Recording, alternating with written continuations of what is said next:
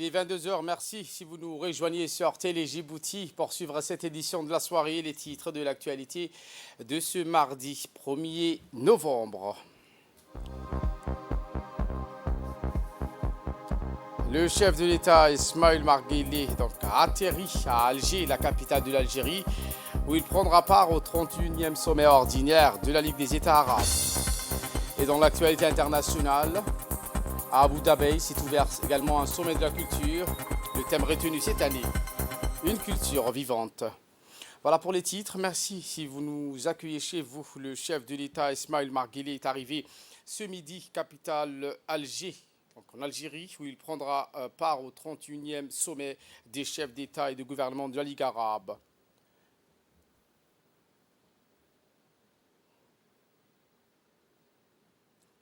À son arrivée à l'aéroport international d'Alger, Ouari Abou Madiane, le chef de l'État Ismaël Marguelé, a été accueilli chaleureusement par son homologue, le président algérien Abdelmajid Tebboune. Ensuite, la garde d'honneur algérienne a joué les deux hymnes nationaux des deux pays.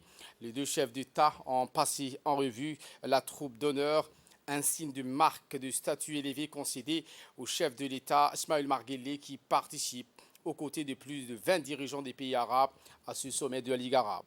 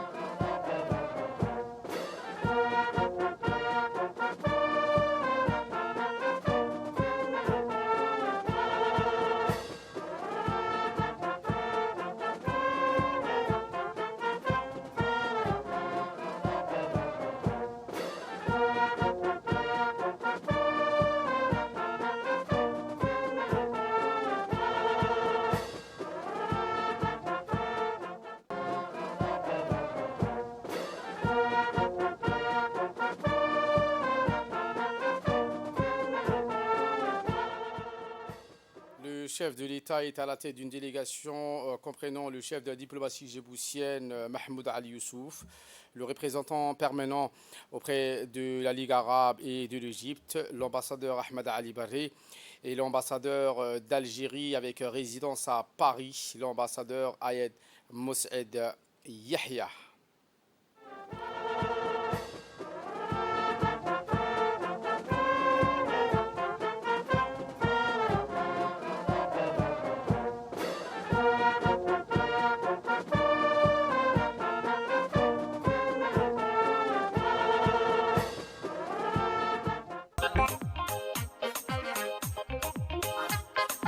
jidka toosan jaangoynta wacan samalla jaaqaadka joogtaynta nabadiyo bulshada wada jir ugu talinka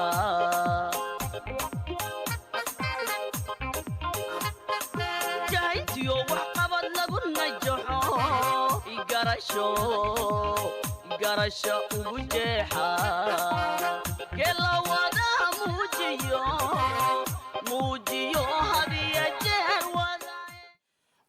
À l'issue donc de cette aide d'honneur du chef de l'État Ismail Margueli, il a été convié par son homologue algérien Abdelmajid Tebboune au salon VIP de l'aéroport international d'Alger pour un premier entretien sous les signes du renforcement des relations et des coopérations entre les deux nations.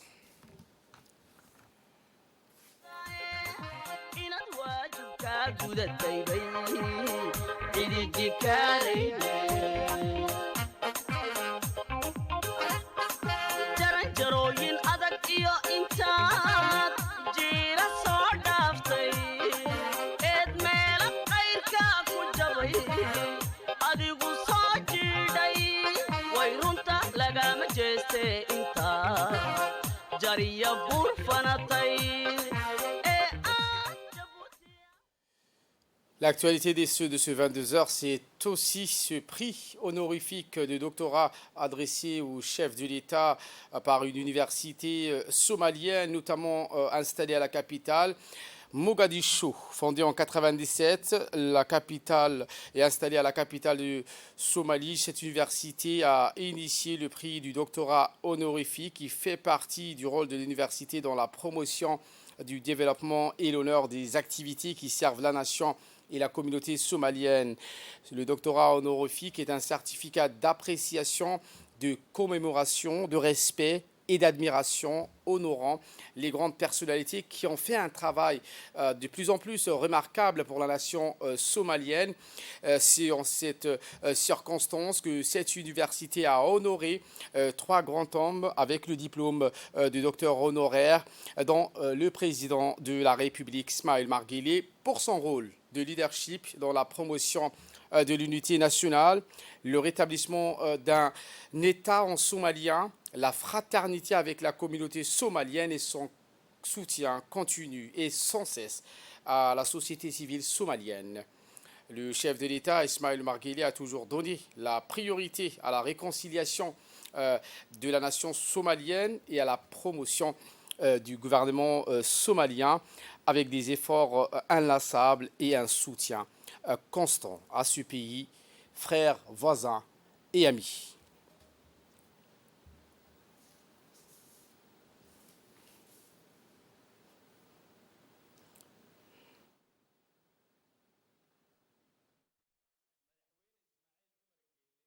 Eh bien, donc, ce prix a été remis à l'ambassadeur de Djibouti installé en Somalie.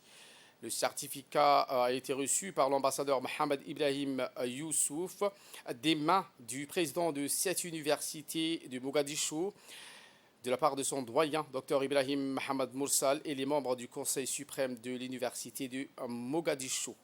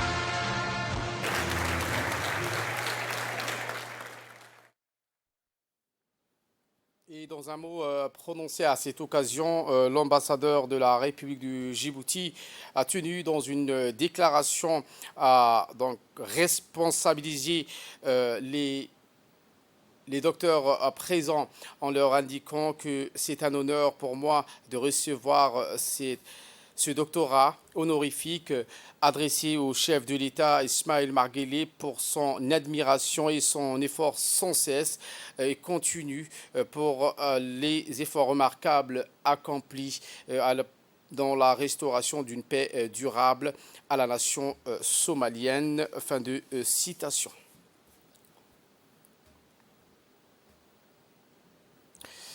Et voilà qu'il nous ramène de parler de cette importante réunion de haut niveau destinée à venir en aide à la République frère de la Somalie. Ce matin, à la primature, sous la présidence du Premier ministre et chef du gouvernement par intérim. L'objectif principal de la réunion a porté sur l'envoi rapide d'une équipe médicale conséquente afin de venir en aide et soutenir la République de Somalie et les institutions sanitaires somaliennes face à cette tragédie. Pour préparer cette équipe, de nombreux officiels djiboutiens étaient réunis sur la table avec le Premier ministre, dont le ministre de l'Éducation nationale et de la formation professionnelle, Mustafa Mohamed Mahamoud, le secrétaire général du ministère de la Santé, M. Banoïta, le secrétaire général de la présidence, Mohamed Abdillahi Waïs, le secrétaire général de la primature, Naguiba Abdallah Kamil, et le colonel chef du cabinet sanitaire de la présidence, le médecin militaire et les proches collaborateurs du Premier ministre. Écoutons pour plus de précision l'interview du Premier ministre. Condamnons officiellement cet attentat barbare contre le peuple somalien, télécommandé par les Shabab. Ceci étant, nous devons être solidaires avec le peuple somalien en leur apportant, dans la mesure de nos possibilités, les moyens qu'il faut pour essayer d'aider au moins ceux qui ont été blessés dans leur chair, de les aider à surmonter les douleurs en envoyant une équipe médicale avec tout ce qu'ils ont besoin, c'est-à-dire comme médicaments, comme matériel chirurgical. Et ça sera défini par les ministères de la Santé qui ont déjà travaillé depuis hier sur cette affaire. Un avion doit partir pour emmener tout ce monde à Mogadiscio et commencer déjà à travailler. Bien sûr, ils vont travailler, mais aussi ils vont évaluer dans quelles conditions ils peuvent travailler. S'ils peuvent opérer sur place, ils vont faire des opérations chirurgicales sur place. S'ils ne peuvent pas, des opérations chirurgicales plutôt, s'ils ne peuvent pas opérer sur place, les plus graves seront ramenés à Djibouti où il y a plus de plateaux techniques à l'heure actuelle. Nous sommes quand même deux pays voisins et nous avons beaucoup de choses ensemble. Nous devons exprimer en ce moment de douleur pour le peuple somalien notre solidarité et d'être debout à côté d'eux.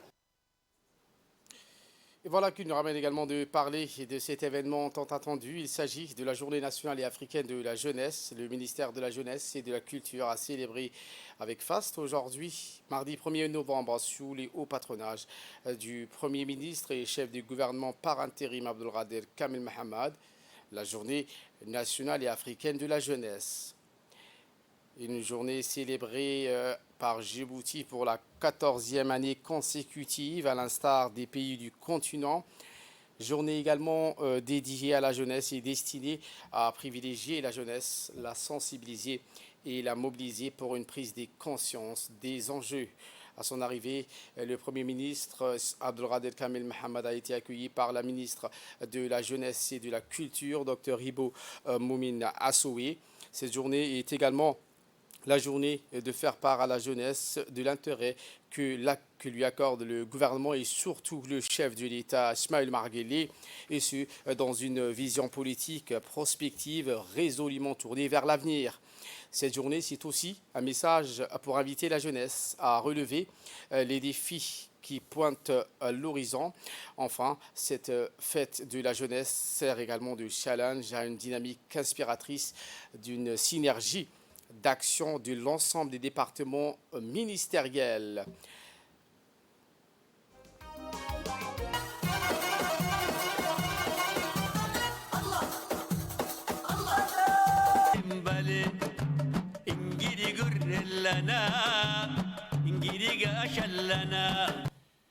Place maintenant aux séries des discours. En premier, l'ambassadeur de la République d'Arabe d'Égypte et la représentante de la PNUD. Voici les propos. elle nous prédispose à consommer. Si on connaît la culture, on achète les produits de ce pays. On connaît les marques, on connaît la coutume, on connaît ce qu'ils mangent. Si on dit à des jeunes, il faut manger ceci de l'Extrême-Orient, on ne le connaît pas, mais ça peut être succulent. Mais nous mangeons ce que nous savons. Nous allons où on sait. Et voici le tourisme, et voici le commerce. Nous connaître, c'est pouvoir aboutir à une fin dont nous parlons dans ce que nous, les politiciens, on dit l'agenda, l'Afrique pour les Africains, consommer de nous, vivre en frères et sœurs. En tant que leader de demain, les jeunes générations ont un rôle crucial à jouer. Ces jeunes générations sont source d'évolution, d'innovation, de dynamisme, d'audace, d'engagement.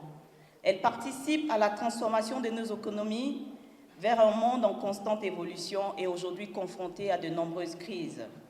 Elles participent donc aux technologies, à la digitalisation, au e-commerce, à la lutte contre le changement climatique.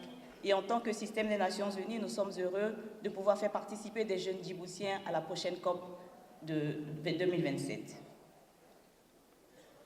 La jeunesse représente donc le futur de l'Afrique et le futur de Djibouti. Pour une Afrique prospère, pour un Djibouti prospère dans un développement durable. Et donc notre responsabilité collective consiste à leur assurer une pleine vie, à assurer que leur potentiel puisse être réalisé, à les aider à réaliser immensement ce potentiel dans la sécurité, dans la dignité. Et cela passe par la formation, cela passe par leur implication et leur participation croissante dans les processus de prise de décision, puisque ces processus de décision les concernent en premier lieu. Prenons la parole également la ministre de la Jeunesse et de la Culture, Dr Yibo Moumina Assowe, a indiqué ses nouvelles attributions quant à la promotion inclusive de la jeunesse et la révalorisation de la culture nationale. Écoutons Dr Yibo Moumina Assowe. Le département de la jeunesse et de la culture, né de la volonté politique de son Excellence le Président de la République, qui a voulu associer jeunesse et culture dans un même ministère et impulser une nouvelle orientation politique en faveur de la jeunesse, propice à une intégration, une adéquation à nos valeurs culturelles et ancestrales, est doté aujourd'hui de son propre organigramme et dispositif fonctionnel. La nouvelle structuration a renforcé deux volets inséparables: l'insertion sociale et culturelle et l'insertion économique de jeunes, car l'une ne va pas sans l'autre. Et d'ailleurs, les activités entreprises tout au long du mois d'octobre ont voulu démontrer cette binarité complémentaire et adéquate pour l'émergence d'une jeunesse fière de ses racines, forte de ses compétences et intelligences et capable de relever le défi qui l'attendent. Le thème retenu cette année, vous l'aurez compris, est une suite logique aussi de cette nouvelle orientation. Nous avons voulu faire travailler ces deux directions en les associant pour qu'ensemble, ils puissent promouvoir l'entrepreneuriat et l'auto-emploi en diapason avec les domaines de développement affichés comme l'industrie numérique, culturelle ou le développement du tourisme. Il s'agit pour le ministère de la Jeunesse et de la Culture, en phase avec la politique du gouvernement, de booster dans le cadre d'une approche pédagogique et compétitive, et vraiment à l'échelle régionale et internationale, je tiens à le dire, l'initiative d'entreprises, mais aussi de promouvoir les profondeurs inexplorées de ces domaines porteurs de futurs métiers les uns plus passionnants que les autres, pour notre jeunesse qui a compris que le travail va de pair avec l'épanouissement. Mieux vaut exercer le boulot que l'on aime. Et le e-commerce, échange commercial électronique, la culture, l'écologie et le tourisme offrent de nouvelles filières et sont riches en termes d'innovation et d'inventivité. Prenons la parole également le Premier ministre qui présidait cet événement, s'est exprimé en ces termes. Le 1er novembre, nous célébrons, comme à l'accoutumée, à l'instar de bon nombre des pays africains, la Journée nationale africaine de la jeunesse. Une journée empreinte d'espoir et hautement symbolique à l'endroit de la jeunesse africaine et nationale. Au-delà de son caractère festif, cette journée constitue un moment important de la reconnaissance de la place de la jeunesse au sein de notre société. Il est le noyau énergétique et dynamique, acteur clé du changement social et point de convergence de nos programmes gouvernementaux. Une jeunesse imprégnée de ses valeurs culturelles, positives, dotée d'encadrement professionnel, qualitatif et garante du progrès et du développement de toute la nation. Mesdames et messieurs, comme vous le savez, il n'y a ni société, ni État, ni avenir sans la jeunesse. Notre objectif principal consiste donc à veiller à l'émergence d'une jeunesse éduquée, engagée et entreprenante et responsable pour consolider les bases de notre société, mais également traduire notre vision de développement en actes concrets et porteurs de résultats, en vue d'assumer la locomotive de notre marche sur le chemin du progrès.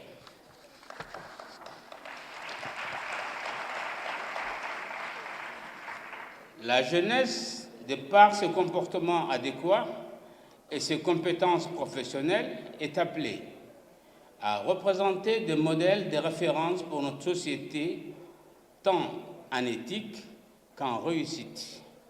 Notre vision du développement s'appuie sur le principe fondamental de ne laisser personne de côté et d'intégrer selon le profil de chacun dans un statut approprié, susceptible de lui offrir un cadre de vie décent. Eh bien, cette journée s'est clôturée avec la remise du Grand Prix du chef de l'État Initiative Jeunesse, remis par le Premier ministre et chef du gouvernement par intérim Abdelkader Kamel Mohamed et la ministre de la Jeunesse et de la Culture Iba Moumina Assoui. Troisième position, ce fut l'association pour la promotion du tourisme et du développement social du Daasbio, dirigé par Hamed Khairé. Et la deuxième place est revenue à l'entrepreneur Mohamed Abdou Mohamed et le premier prix a été remis à Elias Douxier Boulalé. Une journée dédiée à la jeunesse et a pour mission de rendre hommage aussi aux initiatives et aux contributions de jeunes. Ce message de remerciement du sultan de Tajoura Ali Habib Chehim au nom des membres du Mijlis de la Confédération d'Ebné Gouaïma et en son nom propre, il a tout d'abord adressé ses vifs remerciements et sa gratitude au chef de l'État Ismaël Margueli et à son épouse et présidente de l'UNFD, Mme Khadra Mahmoud Haïd, dont la présence et le soutien ont joué un rôle essentiel dans le succès de la cérémonie de l'intronisation du 26 octobre dernier.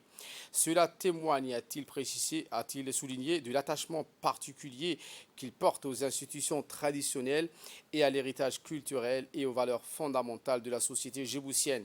Mes vifs remerciements vont également aux représentants des institutions coutumières et aux autorités traditionnelles, notamment l'honorable Ogas de la communauté Issa, Mustafa Mahmoud, les distingués sultans de Somaliland, les délégations du sultan de Gobaad, Rahaïto et Daoussa, qui ont bien voulu nous témoigner ainsi un fort élan de fraternité et de solidarité.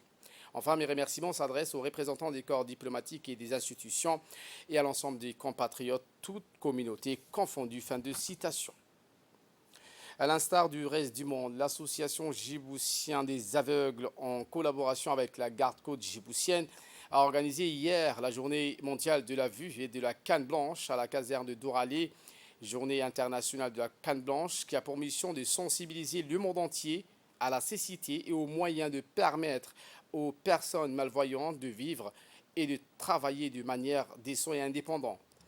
Une journée mondiale de la vue et de la canne blanche qui a vu également la participation du président de l'association djiboutienne des aveugles, Idriss Moumine, la représentante du PNUD à Djibouti, le directeur général de l'enseignement supérieur de l'enseignement de base, M. Abdi Derere, ainsi que plusieurs personnalités. La journée a débuté avec une marche pour soutenir cette noble cause. Ensuite, des chants, des sketchs ont ponctué la journée riche en rythme et en couleur ambiance.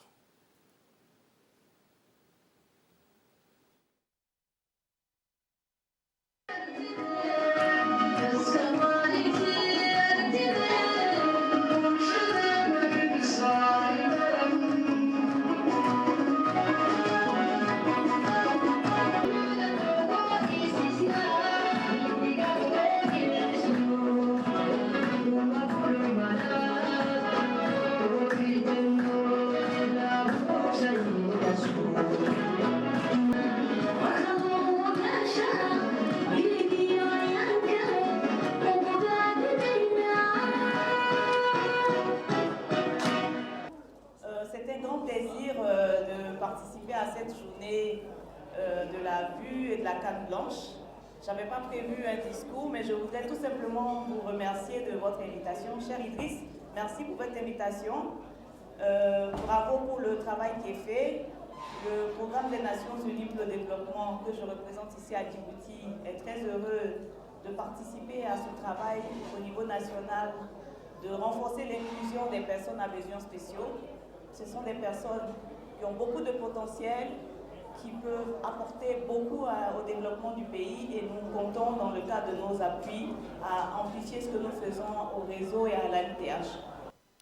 Le ministère de l'Éducation nationale et de la formation professionnelle, par le biais du Centre de formation des enseignants de l'enseignement fondamental, Marguerite, a abrité du 30 octobre au 3 novembre une série de formations pour une centaine d'enseignants, les enseignants de l'enseignement de base, du préscolaire, les enseignants arabisants, des personnels de la vie scolaire.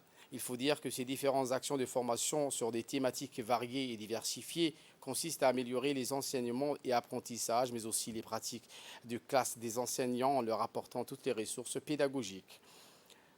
À noter que les participants repartis dans différents centres avec des nouvelles acquisitions qui vont faire profiter aux élèves, mais aussi une chance pour les enseignants qui doivent mettre en commun leur savoir-faire avec l'appui des conseillers pédagogiques.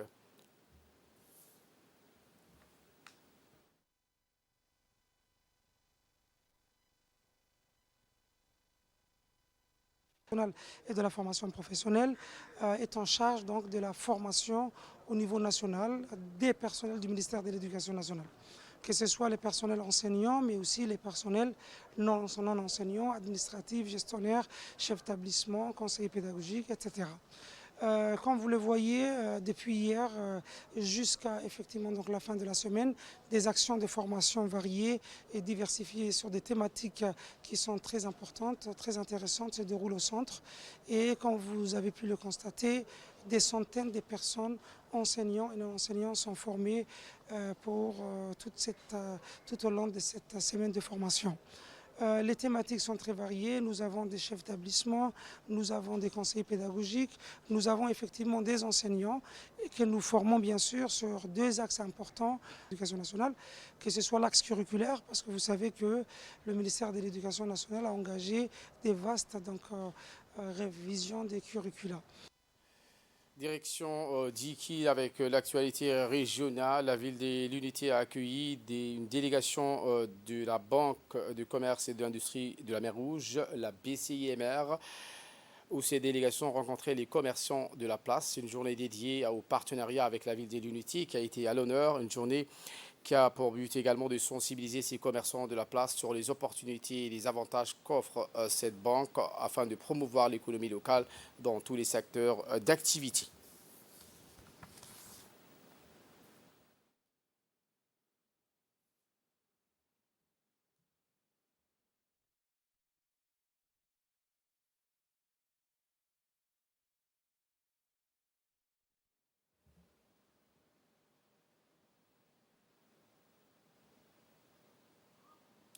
Et en nouvelle du monde cette fois, je vous le disais en titre, ce sommet de la culture d'Abu Dhabi.